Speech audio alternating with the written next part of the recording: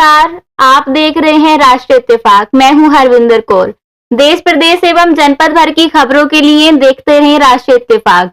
राष्ट्रीय इत्तेफाक चैनल को लाइक और सब्सक्राइब अवश्य कर लें और हाँ, बेल आइकन दबाना ना भूलें ताकि आपको हमारा हर बुलेटिन मिलता रहे। अब हेडलाइन।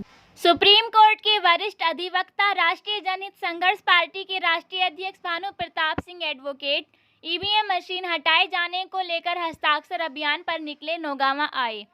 भानु प्रताप सिंह ने राजनीतिक परिवर्तन के लिए राजनीतिक पार्टी बनाए जाने की बात कही। राष्ट्रीय जनसंघर्ष पार्टी के अध्यक्ष भानु प्रताप सिंह ने कहा कि हमारी पार्टी आगामी विधानसभा चुनावों में 4 राज्यों में चुनाव लड़ेगी।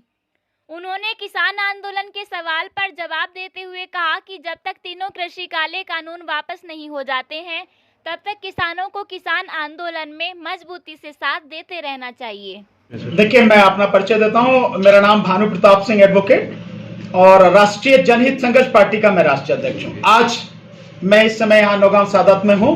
तो हम जो एक आंदोलन ईवीएम को हटाने के लिए है, हस्ताक्षर अभियान लेके हम लोग चल रहे हैं कि पूरे देश में ये हस्ताक्षर अभियान हमारा लगातार चल रहा है और हम ये चाह रहे हैं कि 90 करोड़ की जो आबादी पूरे देश की है, ये आप देखेंगे कि एक फॉर्मेट हमने बनाया है और ये पीछे, और इसमें हम सुप्रीम कोर्ट से और सुप्रीम कोर्ट के सभी जजेस से और राष्ट्रपति जी से ये निवेदन कर रहे हैं कि ईवीएम को हटाया जाए, क्योंकि ईवीएम से free, fair and transparent election संभव नहीं है। ऐसा सुप्रीम कोर्ट ने 8 अक्टूबर 2013 के अपने जजमेंट के पैरा नंबर 27 में कहा है। और इस देश की आधी से अधिक आबादी अनपढ़ है, तो ईवीएम को क्यों रखा जाए, इसे हटाया जाए। इस हस्ताक्षर अभियान को हम लेकर चल रहे हैं। 2022 में 5 राज्यों में चुनाव है, उससे पहले हम ये चाहते हैं कि कम से कम अगर 18 करोड़ वोटर जो चुनाव में भाग लेगा 2022 में, उसमें से आधे 9 करोड़ वोटर भी अगर इस ईवीएम हस्ताक्षर में हमारा साथ दें तो हम सुप्रीम कोर्ट के सामने इस चीज को रखकर ईवीएम को हटवा सकते हैं। एक बात, ईवीएम के अलावा आपने सर राजनीतिक पार्टी बनाई है, क्या मकसद है सर? देखिए, राजनीतिक पार्टी का बहुत सीधा मकसद है सत्ता परिवर्तन, राजनीतिक परिवर्तन। इस देश में राजनीति किस तरह से चल रही है आप सब लोग जानते हैं। जाति और धर्म के नाम पर किस तरह से लोगों को बांटा जा रहा है और उसके बाद में सत्ता में पहुंचने के बाद कैसे लोग लोगों को भूल जाते हैं और देश तबाही के कगार पर पहुंच गया है। ये राजनीतिक परिवर्तन से ही संभव है। इसलिए उस राजनीतिक परिवर्तन को अंजाम देने के लिए हमने पार्टी बनाई 2013 में, जिसको 29 मार्च 2014 को चुनाव आयोग ने रजिस्टर किया। पार्टी का नाम राष्ट्रीय जनहित संघर्ष पार्टी, मैं उसका राष्ट्रीय अध्यक्ष हूं। और अब 2022 के चुनावों में 5 में से 4 राज्यों में हम लोग सभी सीटों पर, उत्तर प्रदेश की सभी 403 सीटों पर अगर समझौता किसी से नहीं होता है तो, और बाकी पंजाब की 117 और उत्तराखंड की 70 और मणिपुर की 60 सीटों पर चुनाव हमारी पार्टी लड़ेगी। उसी सिलसिले में है।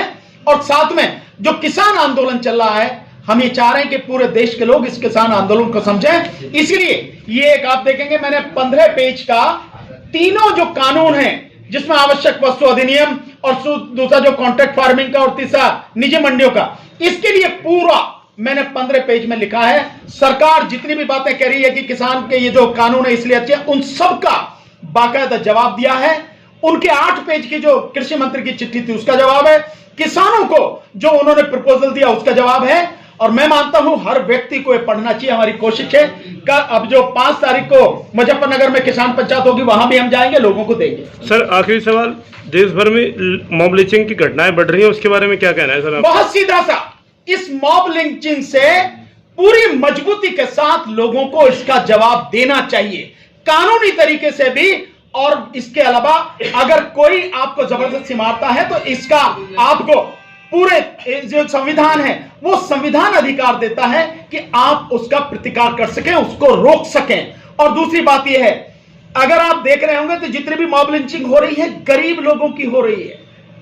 कोई रिक्शे वाला, कोई चूड़ी वाला, कोई ठेली पे बेचने वाला, फल बेचने वाला, किसी मजबूत व्यक्ति पर हिम्मत नहीं है उनके हाथ उठा जाए और उसका वीडियो बनाकर डाल रहे हैं। ये लोगों में डर फैलाने की कोशिश है ताकि लोग डर जाएं। लोगों को डरने की जरा सी भी जरूरत नहीं है।